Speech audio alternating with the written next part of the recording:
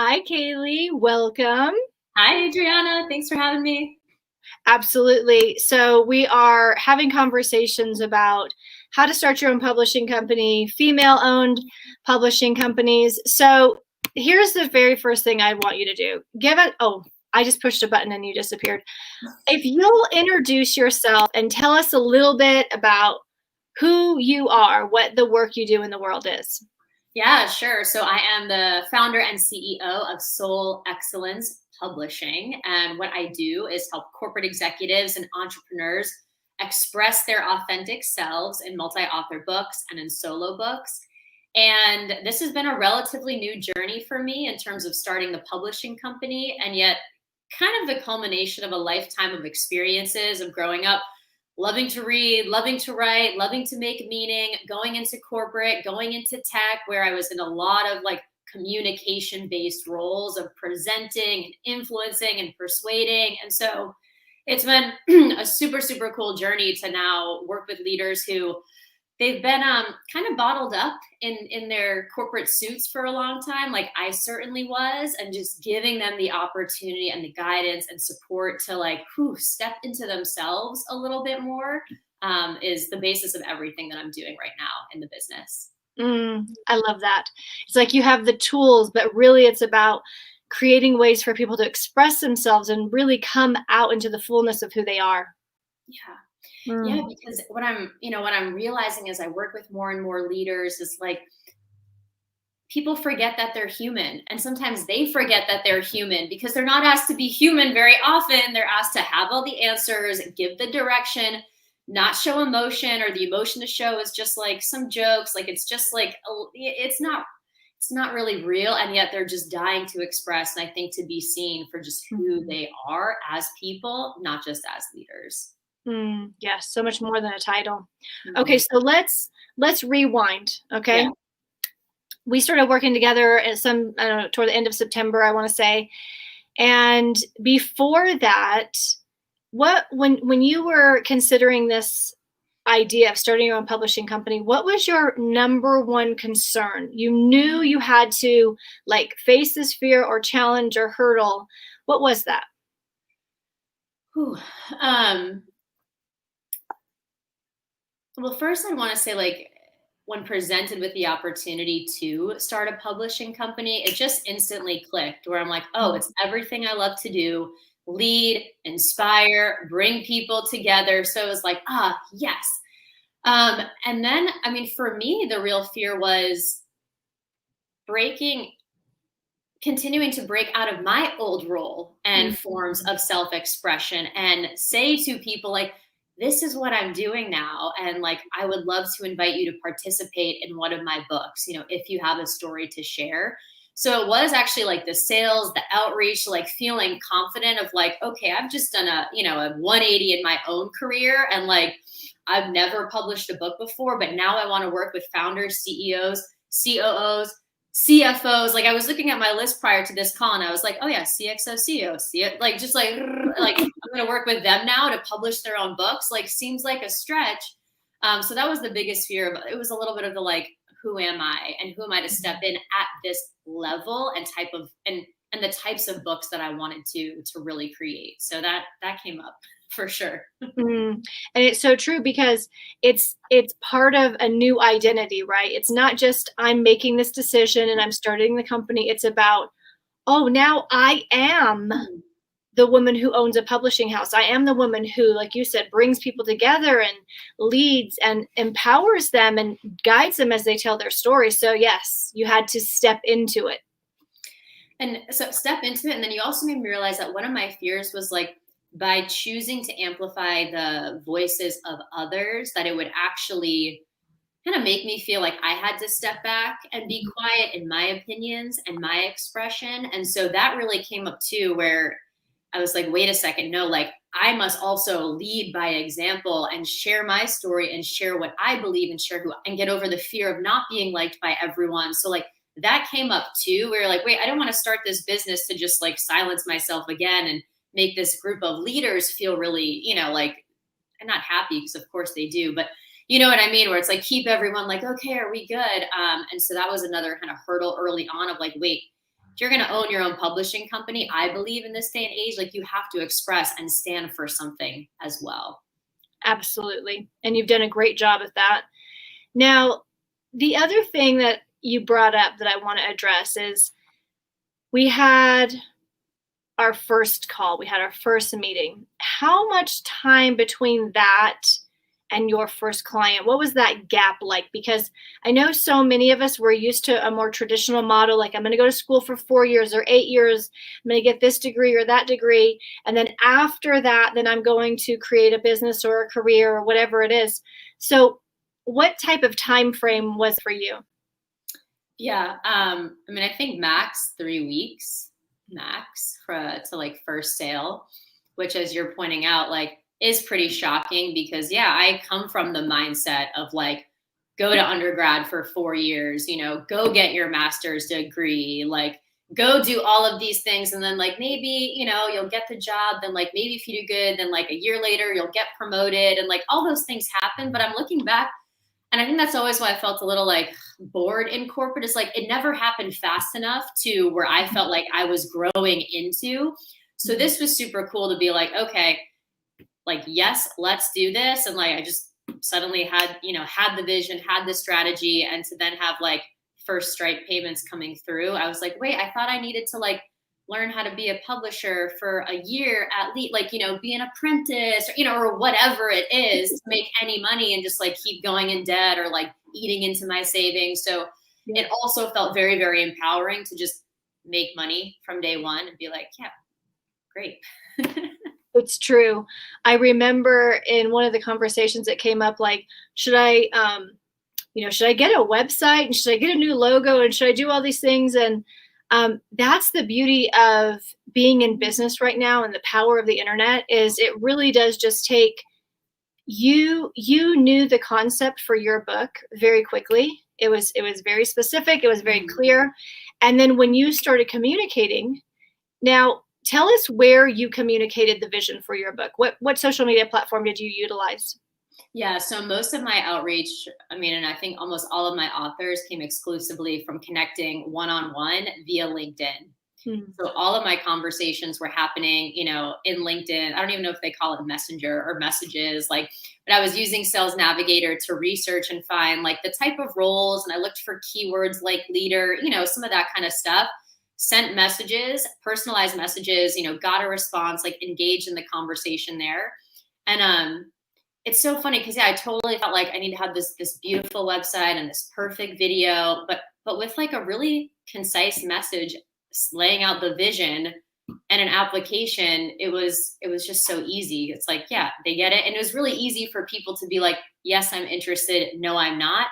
And in fact, I was surprised for this first book, how many people I had to turn down who's just like, yes, they had the title, but in terms of like the real desire to express something like unique and vulnerable, like they didn't have that. So I'm just like, I'm super proud too of the types of people that it attracted. Cause like the title was one thing, but then like to my concept of soul excellence, like they had the excellence, but did they have the soul? I was screening for that too in our conversation. So pretty much all on LinkedIn. And one thing like I would recommend too for people reaching out is then, being very public when people were accepted into the book. And that gave me a great way to connect with their networks, see if other people wanted to apply to contribute. So there was like the one-on-one and a little bit more social element, although I wouldn't say LinkedIn is like all that, social. Right. It's true. But you maximized it. And that's one thing I agree with. When you announce that somebody's joined, then obviously others see it and then it draws the attention over. Now, let's talk about this. How many authors, contributors do you have in your first book? 24 from across the US and Australia. And I really think from like all industries, like it's an awesome group. Yes, it is an incredible group. And out of those 24, how many were like in your audience or warm market, and how many of them were just brand new to you? They saw the opportunity and said yes. What was that ratio? Yeah, 80% were completely brand new to me. And in fact, my first 3 sales were people I had never met before. Like we had like 3 back and forths on LinkedIn, and then a payment came through, and I was shocked because I'm like, wait, I thought again, kind of like with the education thing, I thought I had to invest in a relationship for a really long time, make a small author, work our way up to the book. Like I had all these ideas of just like what it takes to actually get started. So I was pretty shocked by that because I didn't expect it. But it kind of makes sense too, because as I think about where I'm growing into and who I want to work with and who I want to attract, like I don't know many of those people from this past life. Like I'm creating a whole different type, caliber of relationships that I want to have. So it actually, as I'm thinking about it, like makes sense of where I was speaking to, who I was calling in, just really wasn't in my network because I hadn't been that person. So Mhm. anyway, yeah, when you have a clear vision and just like follow up communication strategy, you can convert cold super, super quickly. And I think this is so important because I think it's easy for us to talk ourselves into this idea of like, who do I know? I don't know enough people who could fill a book, or, where are they going to come from? Or do I have to build rapport for the next 17 months? And it really isn't necessary. Like you said, it's a couple of very clear and direct messages that allows someone to make a decision, and then boom. And speaking of rapport, one mistake I made early on, which told us not to do, and I was like super diligent about like my call structure. And then I noticed on a couple calls where it's like I, started with rapport building and like gave, the potential client the space to just like talk and talk and talk. And like, it was totally unrelated to the project, to the vision. And so it was one of those things early on where we were like, no, no, no, we as the creators of the vision, the owners of the publishing house, like you have to be the one to set the tone, to set the agenda, especially when you're working with leaders who've they play that role in their everyday lives. Cause yeah, that rapport building, like we do it. It's through the context of a project, and a real relationship, and we're working towards something, not just, we're chatting because it's, fun. So yeah. So true. This is not about chatting it up with people. It's figuring out who is the best fit.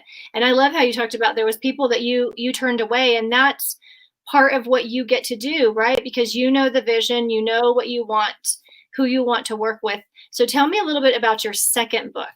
Mm. So the second book is called Significant Women: Leaders Reveal What Matters Most. And this book came to me in two ways. On the one hand, like I just love to come up with ideas of like, what do I want to read? What do I want to learn about? How do I want to grow? And assume other people do. So I was like, ooh, how did women who are in leadership positions make key career and life decisions? And really, what are the personal stories, from their childhood, from having children, from relationships like thriving and not thriving, like all of the messy stuff? Like that's really what I want to understand. I don't want to hear, just like the corporate ladder, I followed this success story. There's a million of those. And then the other week I was reading this book, Life is in the Transitions. And it was just so inspiring because it's like so much of our lives are spent in transition and of like ending things and figuring out what's next and starting something new. And so for this book, giving women the space to really reflect on those key moments in their life and what was the hardest part? Was it the letting go? Was it the starting something new? So same thing for this book, like really right now the list is a lot of CEOs, a lot of founders, a lot of SVPs in their companies. But they're definitely being challenged to like, hey, go deeper. Like we don't want to hear your story about just like networking or partnerships. Like, no, like let's go deep. Why do you believe what you do? Why do you act like you do? Like let's really reflect on that. So this one feels pretty special just because it's a lot more open-ended than leading through the pandemic, which was like snapshot in time, what was going on this year. This book is like, let's look at your whole life and like what's influenced you. So it actually feels like a much bigger project in terms of where the women are going and what they're going to express. I like this. Those are going to be incredibly powerful stories because, like you said, it's the part of the story that's rarely told. Yeah. So I tell the women, it's like people sense that you're an authentic leader, but they may not understand why or your journey of getting there. And like, that's really what I want to give them the space to express in this next book. Very true. In April. Yay. Okay, so speaking of which, okay, so in 3 months, essentially, 3 months-ish, you have sold out one book with 24 contributors. It's being released on Friday, yes?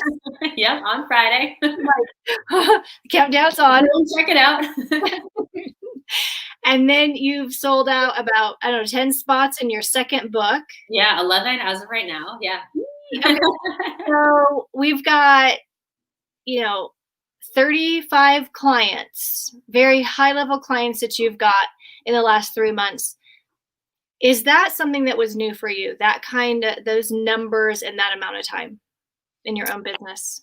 Yeah, I mean, so this was even I spent the first half of 2020 like desiring to launch a business, but without really a great idea of what is it that I want to sell. And I kind of fell into the trap of like, okay, like when you go off on your own like I do, it's like you're either consulting on the stuff that you were just doing in corporate or you're coaching like younger people in their careers or something. Like that's kind of all I saw for me. And so, when publishing came into view, it was like, oh, that seems interesting. And so getting this number of clients at these price points and then being able to offer, I feel like the level of experience that I've been able to offer, I mean, has been completely new. And it's just, it's through the interactions where it's like, I get all of these other ideas. One of the leaders in the current book wants to write again for the second book on a completely different, very personal topic. And I'm like, oh, this feels so cool. But yeah, I definitely exceeded if I look at Q4 2020 and like trajectory for the year, exceeded my revenue goals and on something that wasn't even on my radar like a month before that, which was pretty crazy. Yeah, I love how the right thing can move in and it's just, you just know it. Yeah. Yeah. So as you are looking at this year, what's the vision that you have for your publishing company? Yeah. So like Soul Excellence Publishing, like this term Soul Excellence is all about connecting with people who've really tapped into their inner wisdom and are using that to do big things out in the world. So like I love to connect with conscious leaders, with intuitive leaders, creative leaders, leaders that look for meaning, create meaning in their lives and others. So really working from that core concept of soul excellence. We'll be launching more multi-author books. The plan right now is just one per quarter. Solo book opportunities, because as I've met all these leaders, like they've kind of got the bug. They're like, wait, this was really fun. And also I didn't know it could be this easy to like write and express and connect. So some people want to do solo books. So I'll be offering that. And then the other kind of big thing for Soul Excellence Publishing this year is more of a leadership accelerator, but it's all about expression. So it's helping people through these transitions and say, okay, when you're leaving your job or you're changing location or something major's happened in your life, how do you not just like flow right to the very same thing, just in like a different city, like let's not just go and do the same thing. And all of the tools that you use in writing and creating and publishing and reflecting, I believe, are so useful because it's a sense making or a meaning making opportunity in those transitions. So through an 8-week accelerator, I'll be helping leaders through those periods using writing and using expression to be able to come up with like a much bigger vision than just like saddling on over to what feels safe, what feels comfortable, what feels like the least risky choice. Just because my perspective is like that, I'm always looking to grow and the people that I connect with are too. So how to make the most of those moments. Excellent. Well, Kayleigh, I mean, you have shown what's possible in a very short amount of time. I mean, yeah, it was incredible. And I mean, you had the holidays worked in there as well. So, I mean, you're just a shining star and I really appreciate what you have created, the people that you've gathered, and I'm excited for your release, your launch on Friday.